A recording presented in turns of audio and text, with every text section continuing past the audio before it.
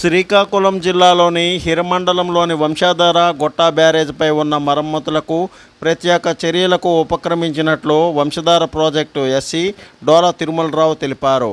గొట్టా బ్యారేజ్పై ఉన్న మరమ్మతులకు చర్యలు చేపట్టడంతో పాటు ఎడమ కాలువ ద్వారా శివారు భూములకు సాగునీటిని అందించేందుకు కాలువలను ఆధునీకరించే చర్యలకు ప్రతిపాదనలు పంపించడం జరిగిందని ఎస్సీ తెలిపారు. వంశధార రిజర్వాయరు 98% పనులు పూర్తి చేయడం జరిగిందని ఆయన ఈ సందర్భంగా తెలిపారు. శుక్రవారం నాడు ఆయన స్ఫూర్తి న్యూస్తో మాట్లాడుతూ త్వరలో 100% పనులు పూర్తి చేయడం జరుగుతుందని అన్నారు. ఎత్తిపోతల పథకం పనులు పూర్తి చేయడం జరిపి త్వరలోనే ప్రారంభోత్సవానికి ఏర్పాట్లను చేస్తున్నట్లుగా ఎస్సీ తెలిపారు. అలాగే నేరేడ్ బ్యారేజ్ నిర్మాణానికి ఒరిస్సా రాష్ట్రంలో కూడా ఎన్డీఏ ప్రభుత్వం ఏర్పాటు అయింది కాబట్టి వారి సహకారంతో నేరేడ్ బ్యారేజ్ కూడా నిర్మాణం చేపట్టే అవకాశం ఉందని ఈ సందర్భంగా ఎస్సీ తెలిపారు. ఆయనతో పాటు వంశధార అధికారులు సత్యనారాయణ, హరిప్రసాద్, పలువురు సిబ్బంది పాల్గొన్నారు. సదాశివ నగేష్, పూర్తి news, Hiramandalam. Rajagopala Rao Vamsadhara project Gotta barrage యొక్క గేట్లు పరిశీలనకు వచ్చాం. ప్రతి వర్షాకాలం వచ్చే ముందు అన్ని గేట్లు సక్రమంగా పనిచేస్తున్నాయా లేదంటే ఇమీడియట్ దానికి రిపేర్ చేసుకొని వరదల కాలంలో, వాటర్ రెగ్యులేషన్ కాలంలో ఈ గేట్లు పూర్తి స్థాయిలో పనిచేసేటట్టుగా మేము ఏర్పాట్లు చేసుకోవాల్సిన అవసరం ఉంది. ఎవ్రీ ఇయర్ ప్రీ మాన్సూన్ రిపోర్ట్లో అన్ని గేట్లు బాగున్నాయి, అన్ని గేట్లు లేస్తున్నాయి, అన్ని గేట్లు క్లోజ్ అవుతున్నాయి అనే ఒక రిపోర్ట్ అయితే మేము ప్రభుత్వానికి సమర్పించాల్సి ఉంది. ఆ కారణంగా మాకు మొన్న గవర్నమెంట్ నుంచి మా ప్రిన్సిపల్ సెక్రటరీ గారు వీడియో కాన్ఫరెన్స్లో ఎస్సీ పర్సనల్గా చూడాలని ఒక ఇన్స్ట్రక్షన్ ఇచ్చారు. అంటే కొన్ని దగ్గరలో జేఏలు డీజీలకి అయిపోతుంది, ఎస్సీ పర్సనల్గా చూసి గేట్లు పనిచేస్తున్నాయనే రిపోర్ట్ ఇవ్వాలి. ఆల్రెడీ మా వాళ్ళు అన్నీ చెక్ చేశారు. బట్ నేను పర్సనల్గా కూడా స్కౌట్ గేట్లు, ఒరిజినల్ గేట్లు మొత్తం 22 రెగ్యులర్ గేట్స్, 2 స్కౌట్ గేట్స్, మన head regulator left main canal, right main canal అన్నీ సక్రమంగా పనిచేస్తున్నాయి. ఈ వాటర్ రెగ్యులేషన్ కానీ వరదల్లో కానీ ఏ రకమైన ఇబ్బంది లేదు. ఒరిస్సా వాళ్ళతో కూడా మేము టచ్లో ఉన్నాం. ఫ్లడ్కి కంట్రోల్ రూమ్ కూడా ఇక్కడ పెడుతున్నాము. ఈ వారం నుంచే ఫ్లడ్ కంట్రోల్ రూమ్ స్టార్ట్ అవుతుంది. ఈ ఫ్లడ్ కంట్రోల్ రూమ్ నెంబర్ కూడా అందరికీ ప్రత్యేకంగా ఇస్తాము.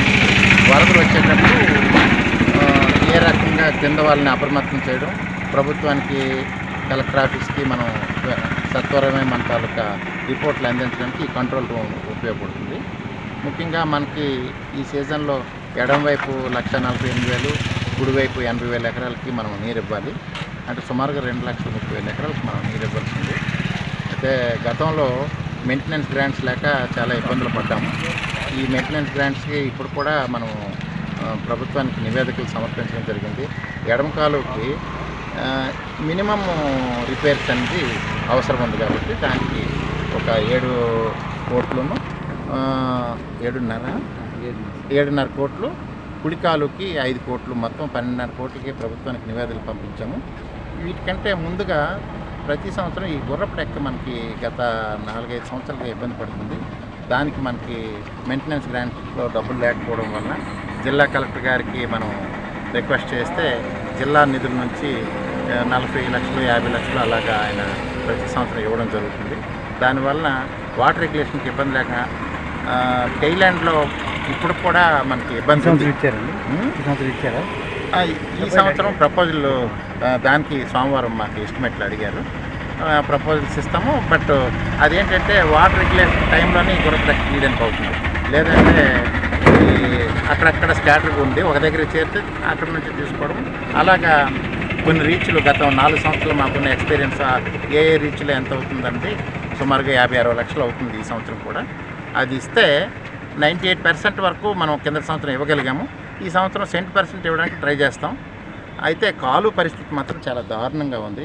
ఎడమ కాలువ కంప్లీట్ అయ్యి 50 సంవత్సరాలు అయింది కాబట్టి దానికి ఆధునీకరణ కోసం ప్రభుత్వానికి నివేదికలు పంపించాం. సుమారుగా 900 కోట్లు అవసరమని. అది ఇప్పుడు ఈ ప్రభుత్వం టేకప్ చేయడానికి అవకాశాలు కలుగుతున్నాయి. ఎందుకంటే అది సెంట్రల్ గవర్నమెంట్ నుంచి కొంత రావాల్సింది కాబట్టి ప్రస్తుత ప్రభుత్వం సెంట్రల్ గవర్నమెంట్ నుంచి కొన్ని నిధులు పెంచే అవకాశం ఉంది కాబట్టి అందులో ఫేజ్డ్ మ్యానర్ అయినా ఎడమ కాలువని 50 సంవత్సరాలు అయిపోయి కాలు శిథిలావస్థకు చేరిపోయి స్ట్రక్చర్లు సుమారుగా 10 పడిపోయి ఉన్నాయి. మిగతా డైలాబరేట్ కండిషన్లో ఉన్నాయి. షట్టర్లు అందరికీ తెలుసు. గత 15 సంవత్సరాలకు ఒక్క షట్టర్ కూడా రిపేర్ చేయలేదు. ఆ సిఐడి విజిలెన్స్ కేసును కూడా త్వరితగతిన రిజాల్వ్ చేసి ఈ ఎడమ వైపు ఉన్న ఆయకట్టు 1,50,000తో పాటు మరో 20,000 ఎకరాలకి లిఫ్ట్లు కూడా ఉన్నాయి. అవి ఆధునీకరణ చేస్తే తప్ప కొన్ని లిఫ్ట్లు వేయడానికి వీలు లేదని గవర్నమెంట్ ఆర్డర్ ఉంది. అయినప్పటికీ మనం నీరుంటే మాత్రం లిఫ్ట్కి మ్యాక్సిమం అలౌ చేస్తాము. నీరు వచ్చిన మేరకు టైలాండ్కి నీరు ముందుగా ఇచ్చి లిఫ్ట్లు కూడా ఇస్తాము. ఈ ఆధునీకరణ ప్రభుత్వం చేపట్టాలని కోరుకుంటున్నాము. Or at least temporary. Please like, share, subscribe our channel.